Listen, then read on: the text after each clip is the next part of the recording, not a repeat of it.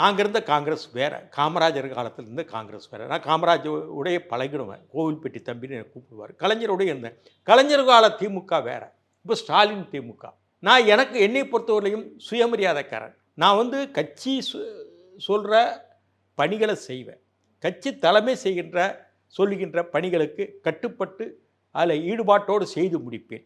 நான் அடிமையாக கீழே விழுந்து ஆழ்வார்கள் வைணவத்தில் சொல்லுவாங்க இல்லையா, 4000 தீப சரணாகதிங்கிறது எனக்கு கிடையாது.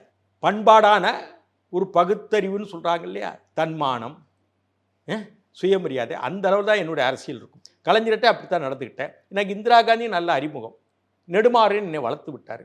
அது மட்டுமல்ல, உங்களுக்கு தெரியும், என்னுடைய தங்கியிருந்தார். நான் தான் இவருக்கு அறிமுகப்படுத்தி வச்சேன், வைகோவுக்கு. ஆரம்பத்தில் என் கூட தங்கியிருந்தார்.